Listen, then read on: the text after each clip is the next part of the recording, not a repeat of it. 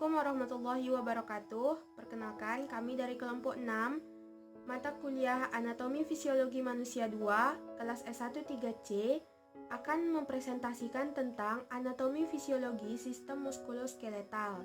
Sebelumnya perkenalkan, adapun anggota dari kelompok kami, yang pertama saya sendiri, Alfarista Septiandreni, selanjutnya yaitu Dinda Zulfi Rosadi, Enci Wiwinda, Faza Aulia Safli, Nur Anissa, Ranti Juliati, Sri Lydia Rasihen, Wulan Sari Firmas Putri, dan Nabila Indahsari. Pertama-tama kita akan membahas tentang anatomi sistem muskuloskeletal. Adapun anatomi sistem muskuloskeletal ini terdiri dari otot dan rangka tubuh manusia, di mana otot merupakan sebuah jaringan tubuh yang berfungsi untuk mengubah energi kimia menjadi energi mekanik sebagai respon tubuh terhadap perubahan lingkungan. Sedangkan rangka adalah sebuah bagian dari tubuh yang menjadi penyangga otot yang terdapat berbagai tulang, sendi, serta tulang rawan sebagai tempat menempelnya otot yang memungkinkan tubuh untuk mempertahankan sikap dan posisinya. Selanjutnya adalah pengertian dari muskuloskeletal. Jadi, muskuloskeletal ini terdiri dari dua kata, yaitu muskulo dan skeletal. Muskulo atau muskular adalah jaringan otot-otot tubuh, sementara skeletal atau osteo adalah tulang kerangka tubuh.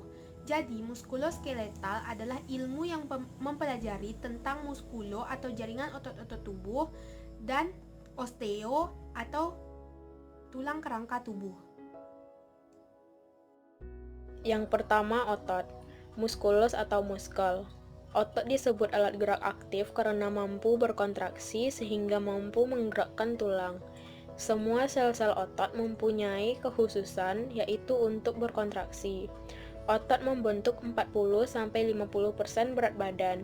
Kira-kira sepertiganya merupakan protein tubuh dan seperduanya tempat terjadi aktivitas metabolik saat tubuh istirahat.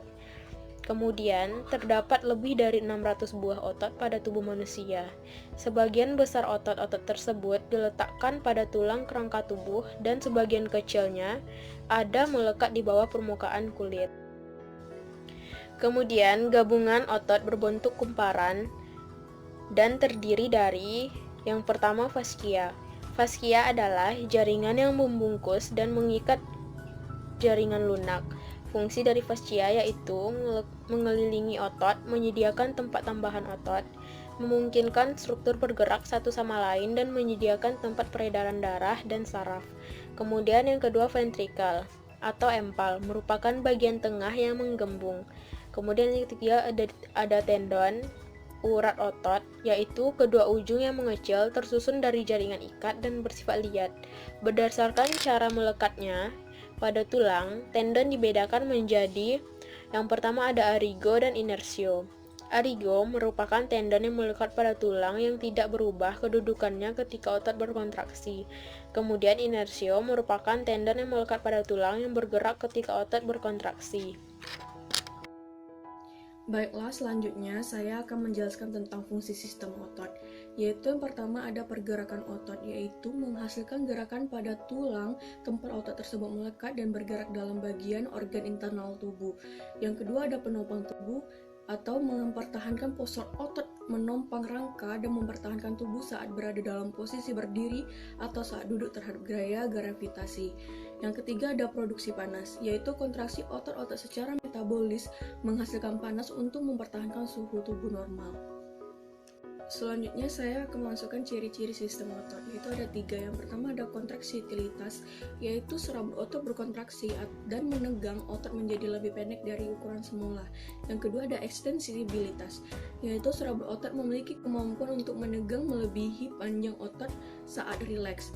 Yang ketiga ada elastisitas, yaitu serabut otot dapat kembali ke ukuran semula setelah berkontraksi atau meregang. Selanjutnya saya akan membahas tentang jenis-jenis otot yang berdasarkan letak dan struktur selnya terbagi menjadi 3, yaitu pertama ada otot rangka, yang kedua ada otot polos, yang ketiga ada otot jantung. Yang pertama saya akan bahas tentang otot rangka, yaitu merupakan otot lurik atau voluntar yang secara sadar atas perintah otak dan melekat pada rangka, misalnya yang terdapat pada otot paha, otot betis, otot dada.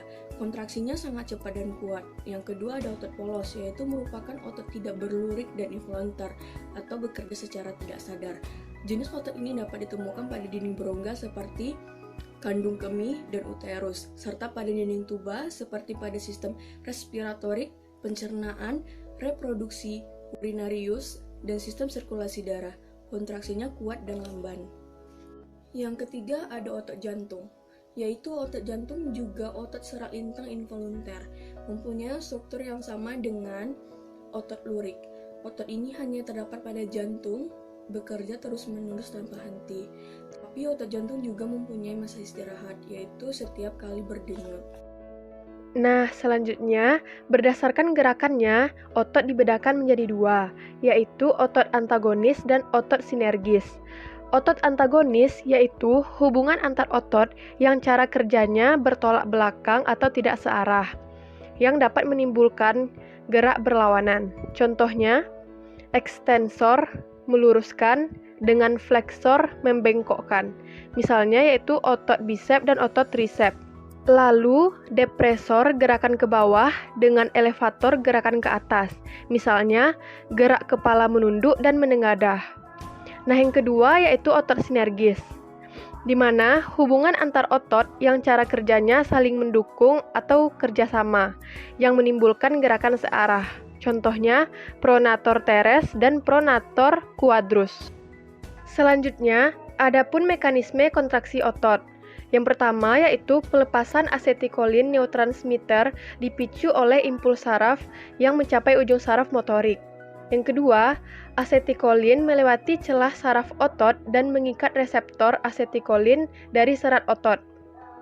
Yang ketiga, rangsangan reseptor memicu impuls di sekitar sarkolema yang berada di tubulus T dan yang menuju kantong retikulum sarkoplasma. Yang keempat, dari kantong tersebut, kalsium dihasilkan dan segera menuju ke sarkoplasma. Di dalam miofilamen tipis yang ada di sarkoplasma, kalsium mengikat molekul troponin. Yang kelima, pergeseran miofilamen tipis menimbulkan molekul tropomyosin yang mempengaruhi situs aktif atin. Selanjutnya, jembatan miofilamen memberikan energi kepada jembatan miosin. Energi ini digunakan untuk menarik miofilamen tipis. Adenosin trifosfat mengulangi siklus ini secara terus-menerus. Yang terakhir, filamen seluruh otot memendek ketika filamen melewati miofilamen yang tebal. 2. Rangka atau skeletal. Sistem rangka adalah bagian tubuh yang terdiri dari tulang, sendi, dan tulang rawan atau kartilago sebagai tempat menempelnya otot dan memungkinkan tubuh untuk mempertahankan sikap dan posisi. Tulang sebagai alat gerak pasif karena hanya mengikuti kendali otot, akan tetapi tulang tetap mempunyai peranan penting karena gerak tidak akan terjadi tanpa tulang. Fungsi rangka adalah memberi bentuk tubuh, menegakkan tubuh, melindungi organ tubuh yang penting, tempat melekatnya otot, dan tempat pembentukan sel darah. Ya, jenis tulang berdasarkan jaringan penyusunnya dan sifat-sifat fisiknya ada dua, yaitu tulang rawan dan tulang sejati.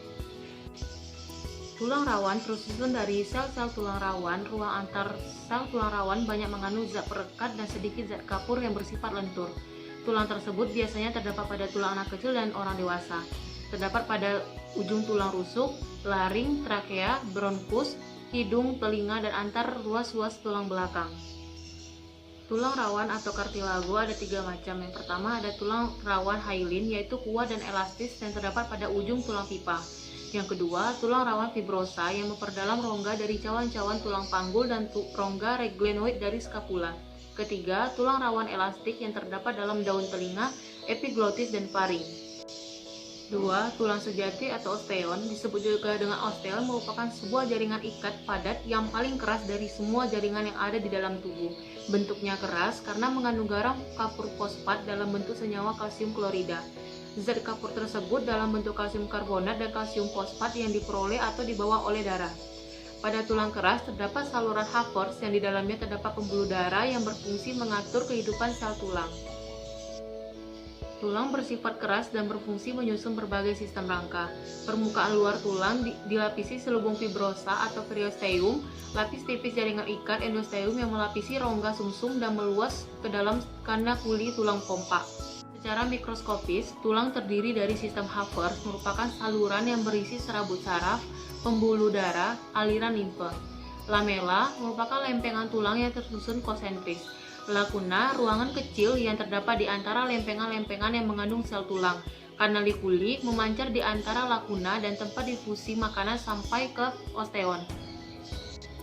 Berdasarkan matriksnya, itu ada tulang kompak dan tulang spons. Tulang kompak yaitu tulang dengan matriks yang padat dan rapat, sedangkan tulang spons yaitu tulang dengan matriksnya yang berongga.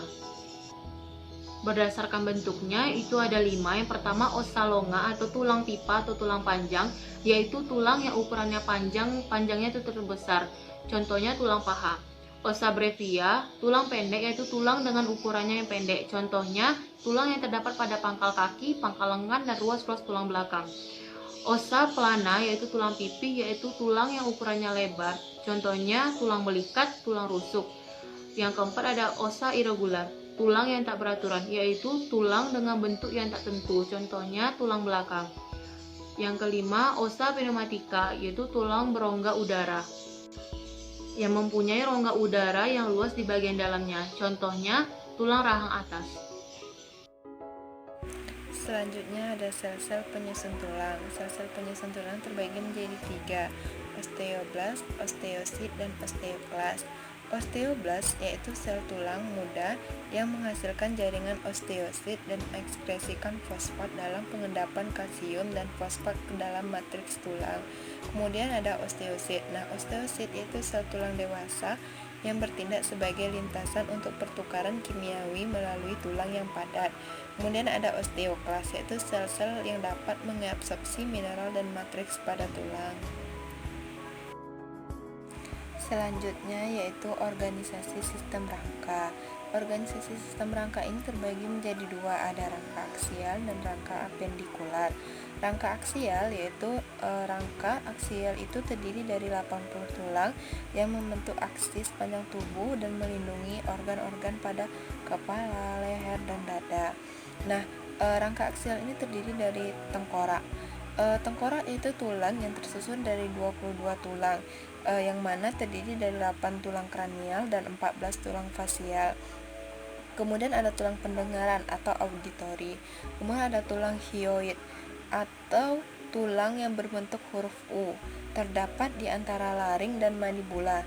Nah, tulang ini berfungsi sebagai pelekatan beberapa otot, yaitu otot mulut dan atau lidah. Nah, kemudian ada tulang belakang atau vertebra.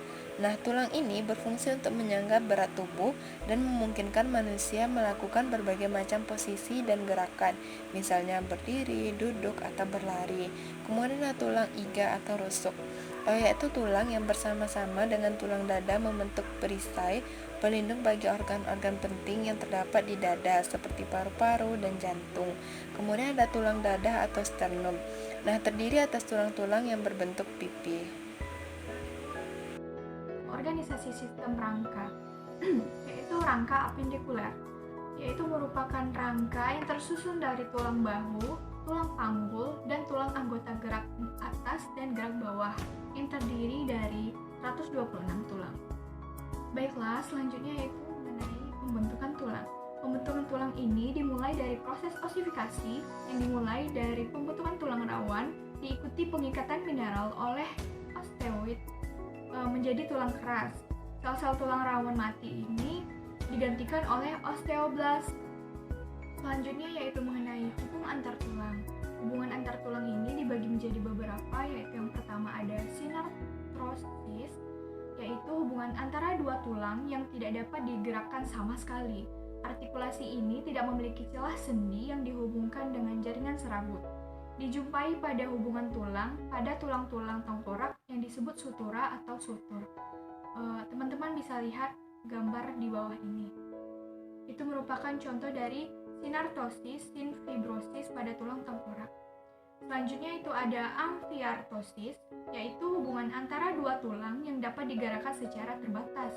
Artikulasi ini dihubungkan dengan kartilago. dijumpai pada hubungan ruas-ruas tulang belakang, tulang rusuk, dan tulang belakang.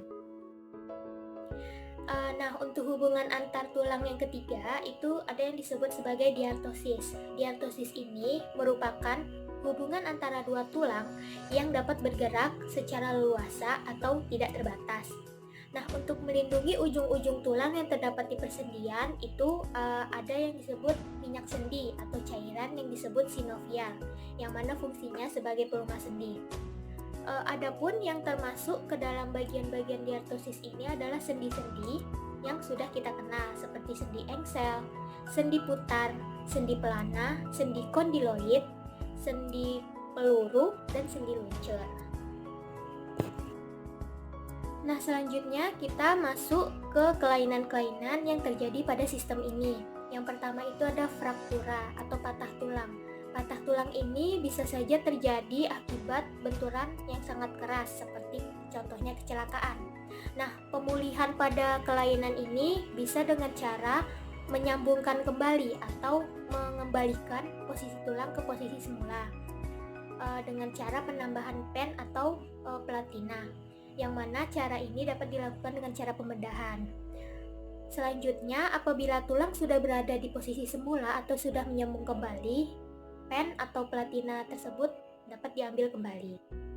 Nah, yang kedua itu ada yang disebut fisura atau retak tulang. Retak tulang ini merupakan kelainan pada tulang yang menimbulkan keretakan pada tulang. Nah, selanjutnya kelainan yang ketiga itu adalah gangguan pada tulang belakang.